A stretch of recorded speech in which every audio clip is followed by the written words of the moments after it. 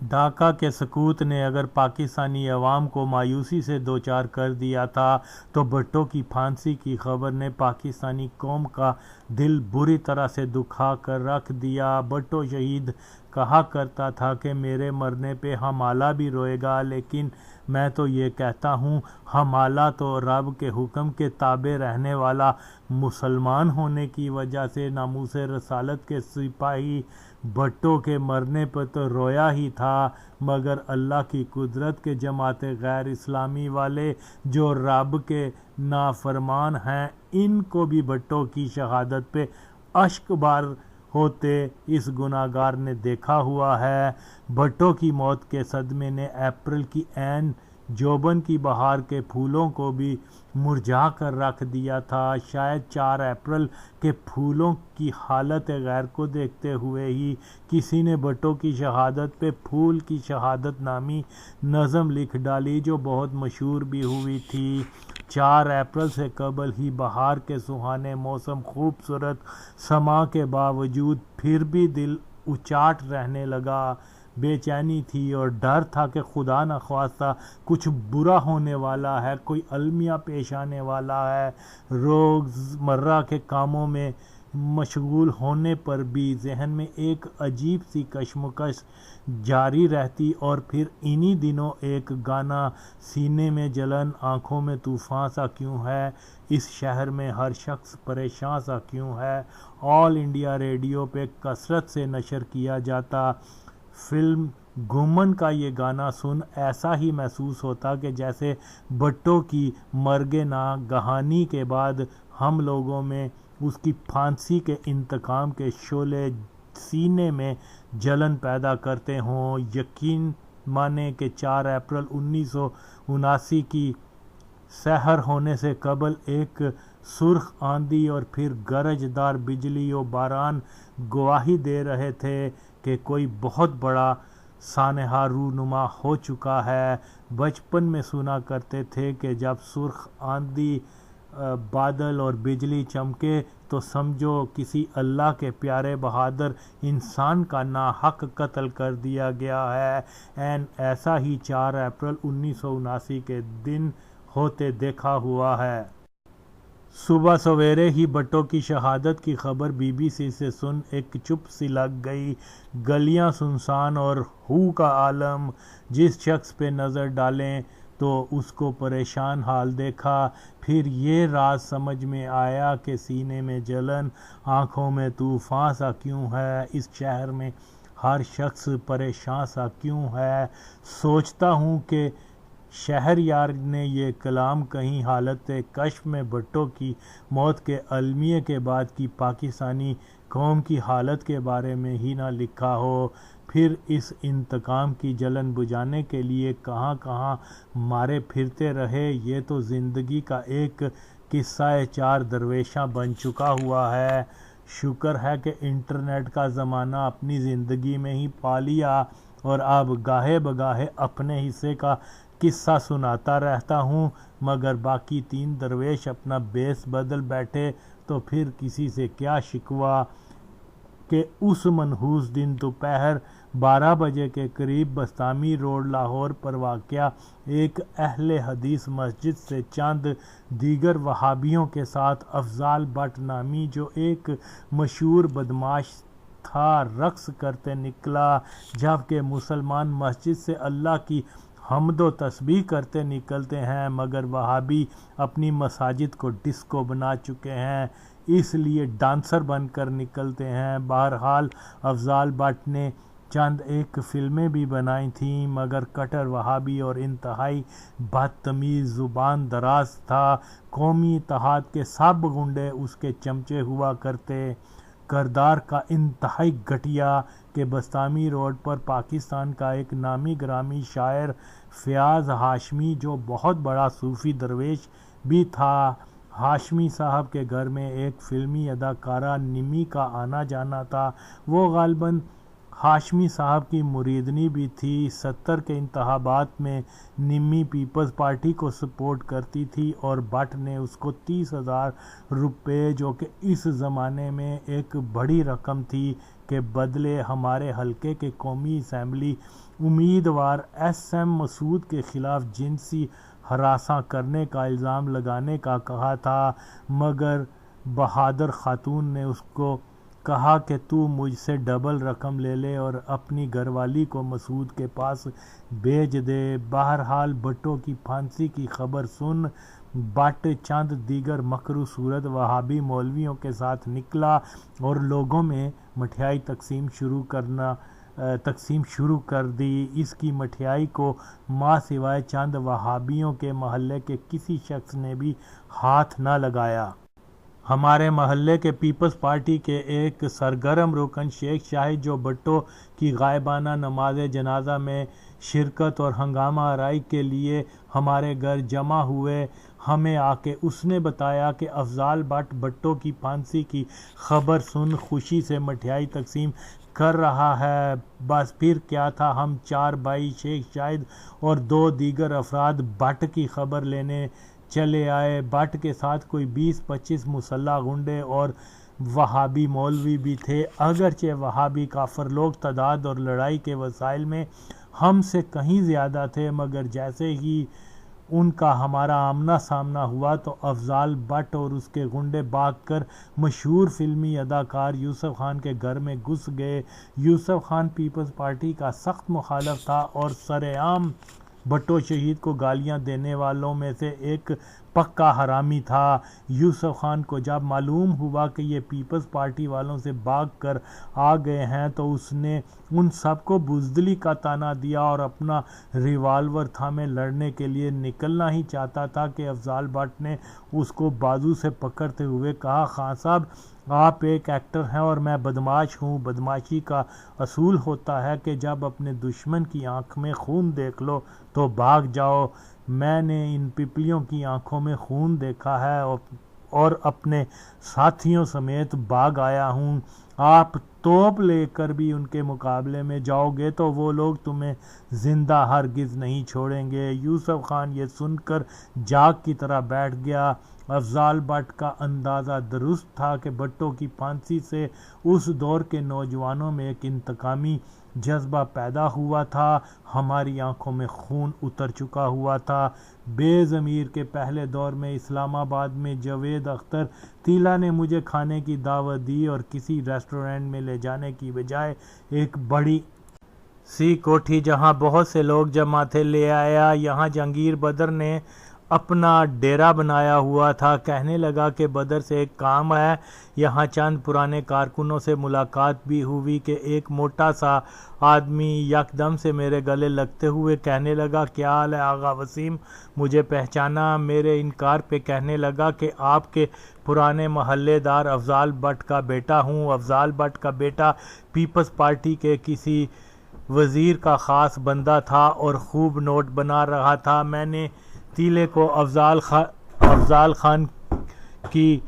بھٹو دشمنی کا حال سنایا تو اس نے بھی 2-4 گالیاں دیں، جس پر میں نے کہا کہ یہ تو بے ضمیر کی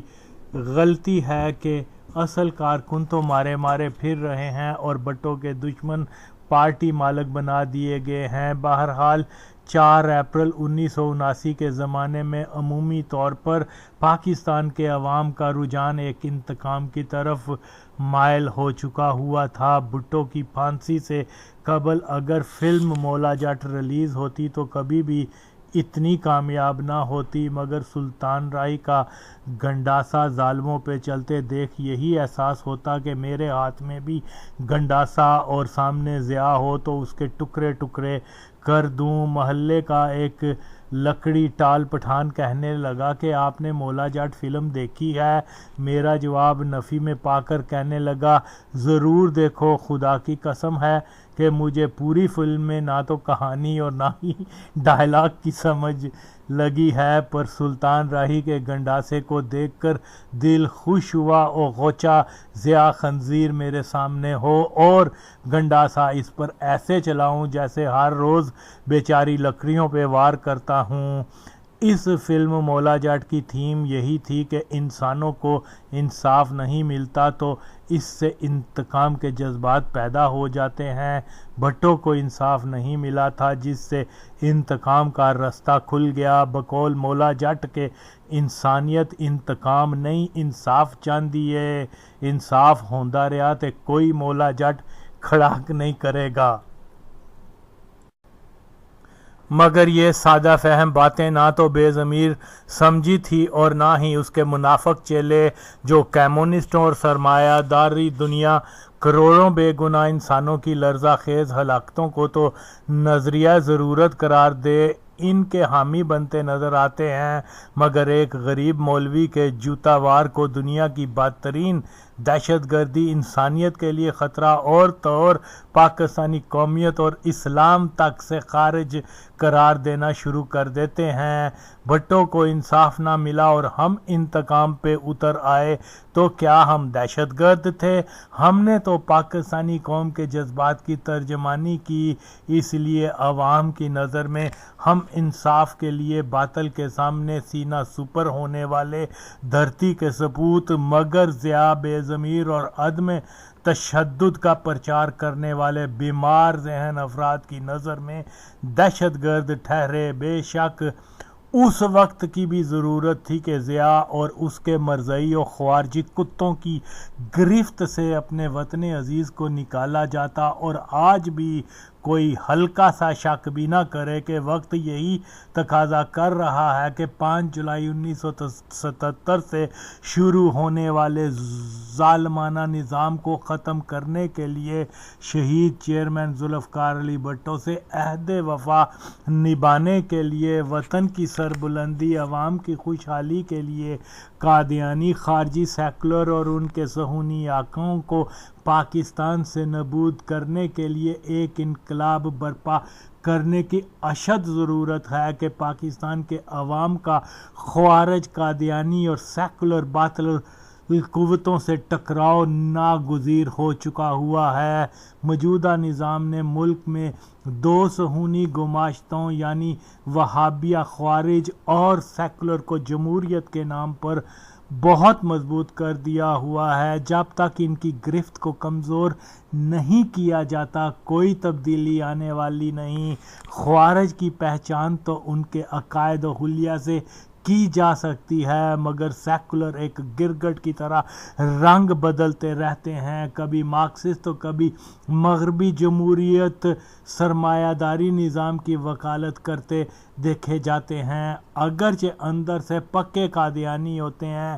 آزادی اظہار خیال، آزادی نسواں اقلیتوں کے نام پر سیاست و صہیونی ایجنڈے پہ گامزن رہتے ہیں۔ ایک طرف سعودی پیٹرو ڈالر سے مساجد و مدارس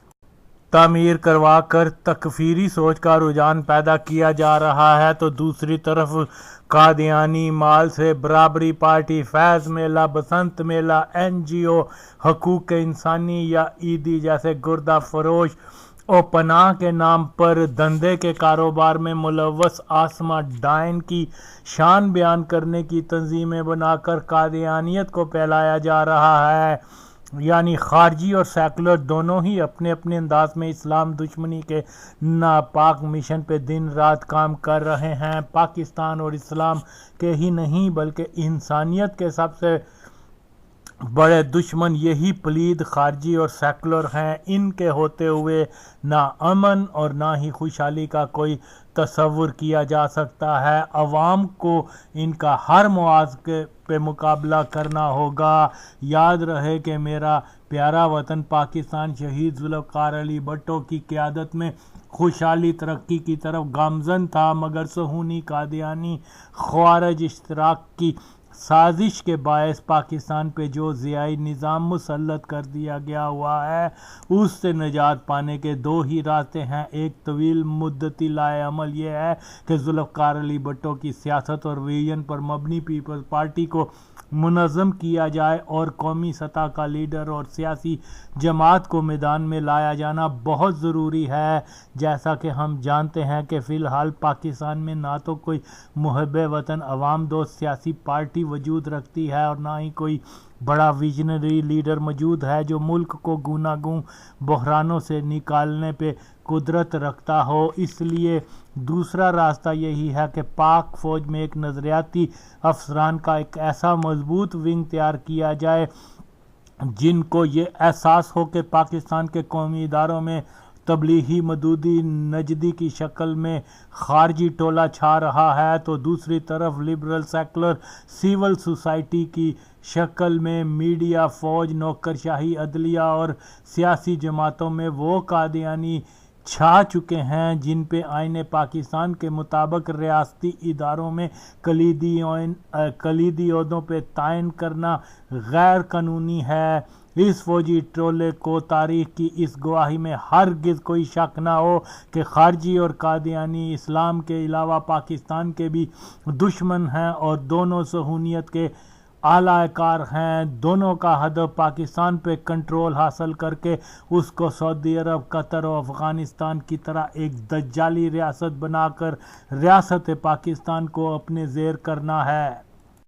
فوج جو کہ غیر نظریاتی پاور ہنگری سیاسی جماعتوں کی نسبت ایک منظم ادارے کی صورت میں پاکستان میں موجود ہے، اگر یہی فوج عوامی فوج بن جائے اور نظریہ پاکستان مخالف قادیانی خارجی سیکولر سیاستدانوں، عسکری اور نوکرشاہی کے کرپٹ عناصر کے خلاف حقیقی کریک ڈاؤن شروع کر دے تو ایک تو پاکستان محفوظ رہے گا اور کرپشن کا بھی خاتمہ ہو جائے گا۔ یاد رکھیں کہ تاریخ پاکستان کی گواہی یہی ہے کہ جب ایک سیاسی جماعت پیپلز پارٹی نے عوامی سیاست کی بنیاد پر ہی باقی ماندہ پاکستان کو ایسا بچایا کہ یہی پاکستان اسلامی دنیا کی پہلی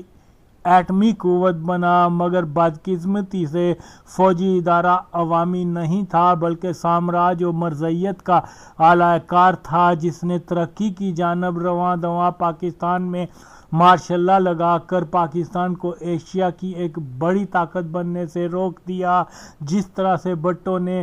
عوامی سیاست سے ایک نیم مردہ جان پاکستان کو توانا بنایا تھا، اگر فوج کا ادارہ بھی عوام دوست ہوتا تو آج پاکستان ایک ترقی یافتہ ملک بن چکا ہوتا۔ پاکستانی فوج کو احساس کرنا ہوگا کہ ملک کے سب سے بڑے ادارے کو ماضی کی طرح مرزئی اور خارجی اتحاد سے دور رکھیں اور پاکستان کے اکثریتی وہابی خارجی مخالف مسلک افراد سے فوجی ادارے کو پر کرنا ہوگا کہ وہابی قادیانی افسران ہرگز پاکستان کے وفادار نہیں ہیں۔ جی ایچ کیو میں کسی وہابی جماعتی تبلیغی دیوبندی قادیانی جرنیل کی شمولیت پر پابندی لگانا ہوگی کہ یہ سب نبی کے دشمن ہیں۔ جو نبی کا دشمن ہوگا وہ کسی بھی صورت میں اس پاکستان اور پاکستانیوں کا وفادار نہیں۔ جس پاکستان کے عوام دنیا میں سب سے زیادہ محبت نبی صلی اللہ علیہ وسلم سے کرتے ہیں، بدقسمتی سے 70 کے عشرے میں فوج اور آئی ایس آئی کی غداری کی وجہ سے پاکستان پر ان قادیانی جرنیلوں کا غلبہ ہو گیا جو اسرائیل نواز تھے۔ یہ سچ قبول فوج کرے یا نہ کرے، اس سے کوئی فرق نہیں پڑتا کہ آئی ایس آئی کا مرزئی جرنیل اختر رحمان نے افغان جہاد کے نام پر موساد کے ایجنٹوں کو پاکستان میں بسایا تھا۔ اس روش کو اب بدلنا ہی پاکستان کی بقا ہے۔ پاکستان کی نظریاتی اور محب وطن قوتوں کے لیے ان دو صہیونی اعلی کاروں پہ گرفت کرنا ایک بہت بڑا چیلنج ثابت ہوگا۔ پاکستان کا المیہ یہی رہا ہے کہ 1977 کے بعد سے ابھی تک ضیاء مرزئی کے پاکستان اور اسلام مخالف فکری طرز پر ہی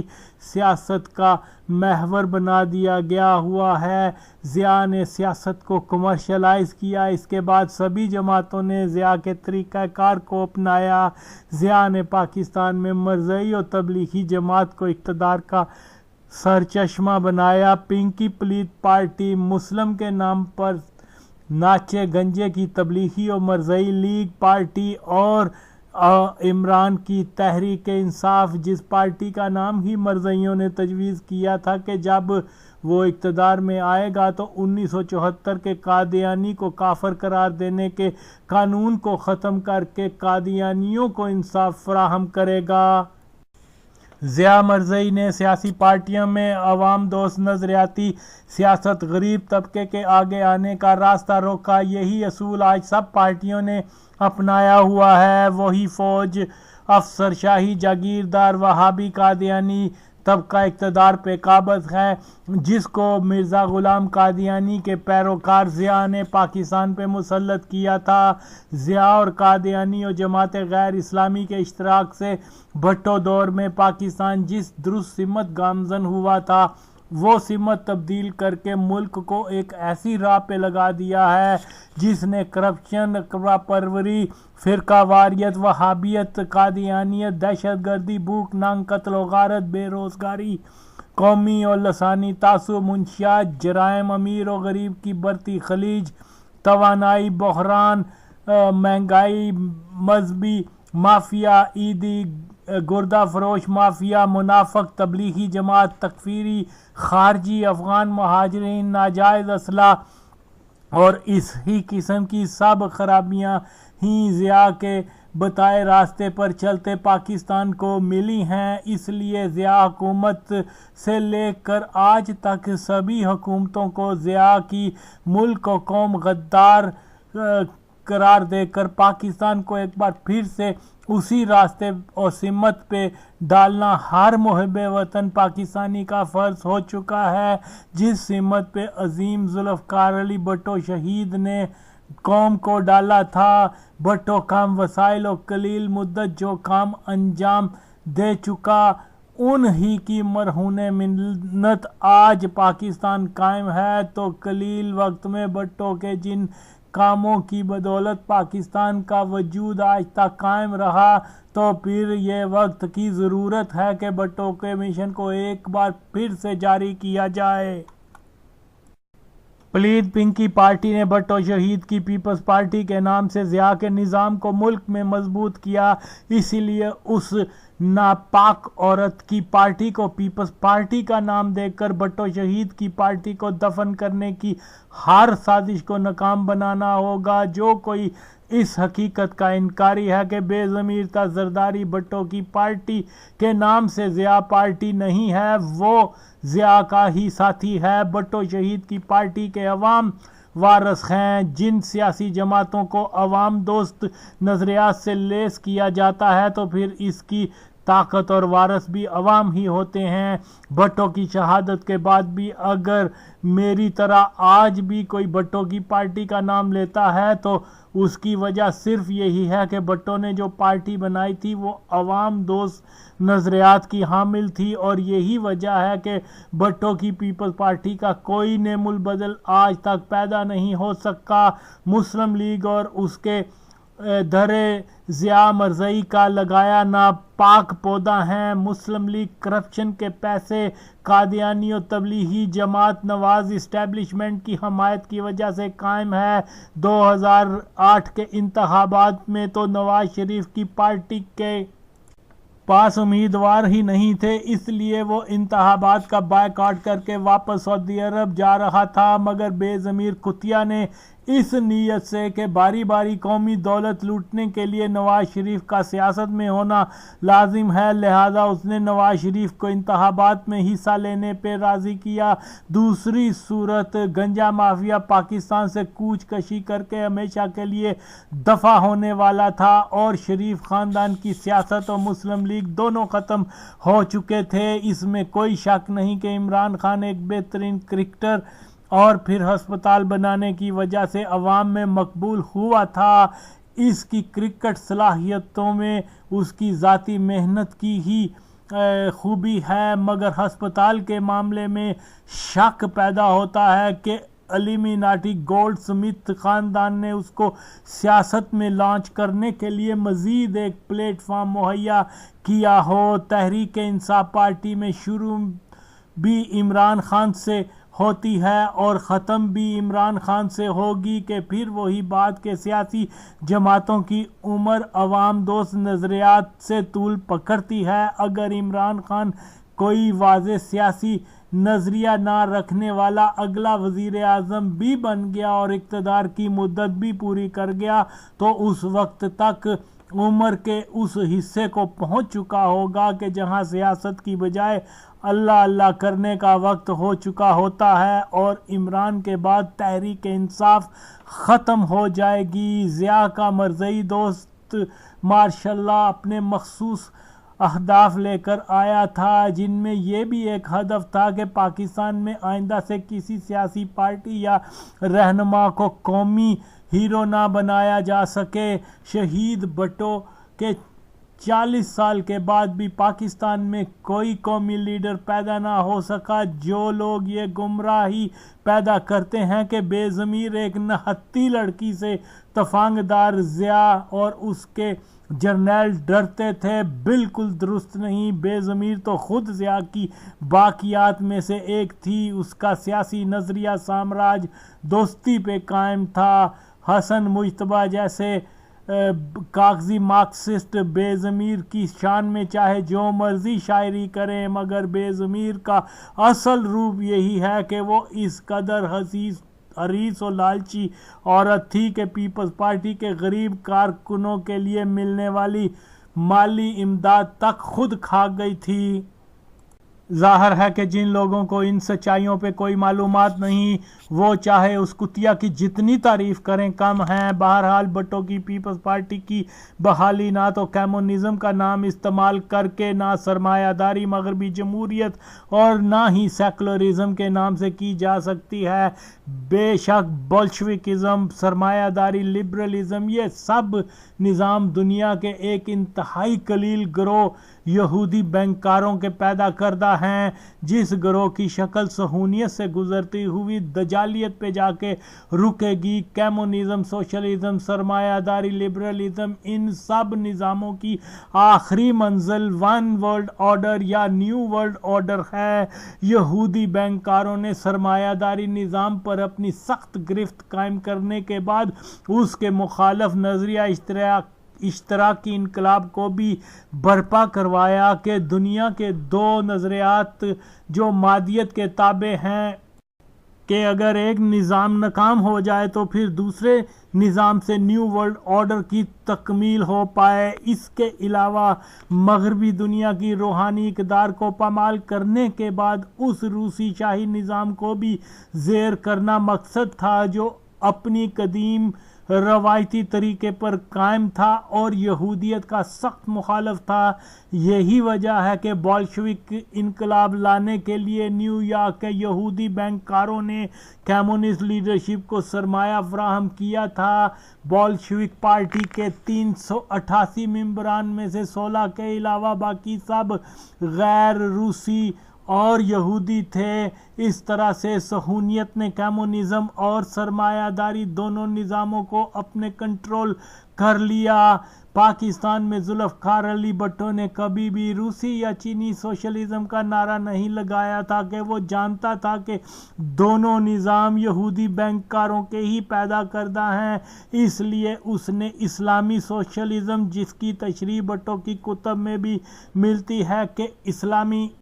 سوشلزم سے مراد اسلامی مساوات کا نظام ہے، یوں بھٹو شہید نے اقتدار میں آتے ہی روس و امریکہ کے بلاک میں شامل ہونے کی بجائے اسلامی بلاک بنانے کی کوشش کی تھی۔ اگر بھٹو شہید کی پارٹی کو ایک بار پھر سے ایک طاقت بنانا ہے تو پھر ہمیں لبرلزم، سوشلزم وغیرہ کی بجائے بھٹوازم کو اپنانا ہوگا کہ جس میں کسی ماؤ یا لیننسٹ کی کوئی گنجائش نہیں ہو سکتی کہ اگر ہم غلطی کے حامل انسان کا بنایا کوئی نظام اپنائیں گے تو وہ نظام نقص سے پاک ہو ہی نہیں سکتا، اور چونکہ رب کی ذات میں کوئی نقص نہیں اس لیے اس کا بتایا نظام اپنانا ہی دانشمندی ہے۔ سرمایہ داری نظام ہو یا اشتراکی، ان کی مشترکہ قدر روحانیت کی نفی اور مادی رجحان کا فروغ ہے، اور یہی ابلیس کا طریقہ کار ہے کہ انسان کو مادیت کے حرص میں مبتلا کر کے روحانیت سے دور کر انسان کو اپنا غلام بنا دیتا ہے۔ دجال کا ظہور بھی ایسے وقت میں ہوگا جب روحانی اقدار کو زوال اور شیطانیت عروج پہ ہوگی، تو اشتراکی اور سرمایہ داری نظام دراصل شیطانی قوتوں کا ہی دیا ہوا نظام ہے، جس کی انتہائی شکل دجال کی حکمرانی کو مسلط کر کے بنی نوع انسان کو ظلمت کے اندھیروں میں ڈبونا ہے۔ قدرت نے ذوالفقار علی بھٹو کو ایسی فراست عطا کی تھی جس کے باعث وہ انسانوں کے بنائے نظام کی بجائے اللہ کے بنائے نظام کو پاکستان میں رائج کرنا چاہتا تھا۔ یہی وجہ تھی کہ 1973 کے آئین میں اگلے 5 سالوں میں پاکستان میں غیر اسلامی قوانین کو ختم کر کے اس کی جگہ اسلامی قوانین کو لاگو کرنے کا درج ہے۔ تو ہماری پارٹی کا نظام و طرز حکومت ہمارے ملک کے آئین میں جب موجود ہے تو ہمیں کسی نام نہاد سوشلزم، لبرلزم، مٹیریلزم پر بحث کرنے کی کوئی ضرورت نہیں۔ ویسے بھی ان نظاموں کا کوئی بڑے سے بڑا مبلغ یہ دعویٰ نہیں کر سکتا کہ انسان کے بنائے قانون نقص سے پاک نہیں ہیں، مگر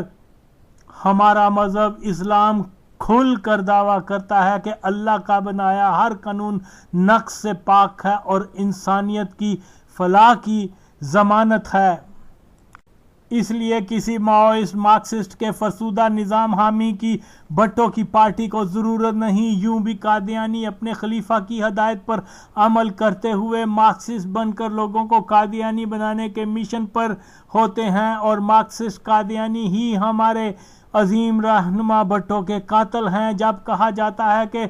بھٹو کی پیپلز پارٹی کو آج سر نو بحال کیا جائے تو کہتے ہیں لینن کہتا تھا کہ نئی پارٹی بناؤ۔ اب لینن کوئی خدا تو نہیں تھا کہ اس کی بات کو مانا جائے، اور لینن تو خود ایک یہودی نواز درندہ صفت انسان تھا جس نے اشتراکی انقلاب کے نام پر کروڑوں بے گناہ غریب انسانوں کو قتل کیا تھا، مگر اس کے باوجود صرف 70 سالوں میں کمیونزم سرمایہ دار کے ایٹم بم کی بجائے بلو جینز اور مالبرو سگریٹ سے شکست کھا گیا۔ پاکستان میں غریب عوام کی ایک ہی حقیقی نمائندہ پارٹی بھٹو شہید کی پیپلز پارٹی ہے، جس کا منشور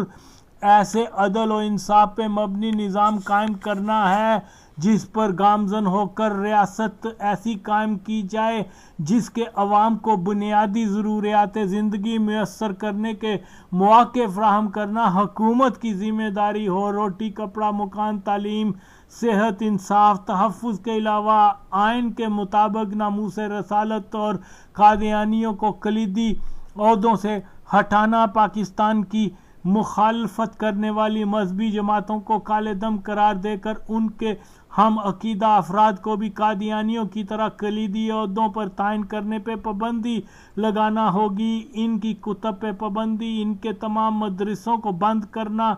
ہوگا اور خارجی سوچ کے حمایتیوں کو مکمل پابندی لگانی ہوگی۔ اس کے علاوہ افغان مہاجرین اور تمام حربی اور سیاسی افغانوں کی فوری واپسی ضروری ہے۔ ذوالفقار علی بھٹو کو سرکاری طور پر شہید ناموس رسالت اور ضیاء اور اس کے حواریوں کو اسلام و پاکستان دشمن و غدار قرار دینا ہوگا۔ بھٹو کے خواب اسلامی ممالک کا بلاک کو حقیقت تبدیل کرنے کے لیے پاکستان کی سرکاری پالیسی کا محور بنانا ہوگا۔ بھٹو شہید کی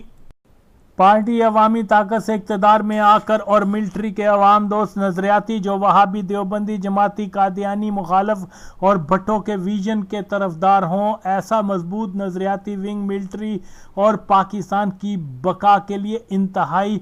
ضروری ہو چکا ہوا ہے۔ بھارت اور افغانستان پاکستان سے کبھی بھی دوستی نہیں کریں گے، اس لیے ہمسایہ ممالک چین اور ایران سے بہتر تعلقات قائم رکھنا انتہائی اہم ہے۔ اس میں کوئی دو رائے نہیں کہ موجودہ دور میں بھٹو شہید کی پیپلز پارٹی کی جھلک کسی بھی جماعت میں دیکھنے کو نہیں ملتی کہ یہ ایک حقیقت ہے کہ بے ضمیر نے 1986 میں ہی بھٹو کی پارٹی کو ضیاء، نظریات اور باقیات کی پارٹی بنانے کا عمل شروع کر کے ایک تاریخی غداری کی تھی۔ بھٹو نے جس مقصد کے لیے اپنی جان کا نذرانہ دیا تھا وہ مقصد تو ضیاء کی مریدنی بے ضمیر نے فراموش کر دیا تھا، جس کا نتیجہ یہ نکلا کہ پاکستان ضیاء کے پیدا کردہ قادیانیوں اور وہابیوں کے نرخے میں آ گیا۔ بھٹو کی قربانی کے عظیم مقصد کو پورا کرنے کے لیے میں کل تک بندوق اٹھاتا رہا اور آج کمپیوٹر کی مدد سے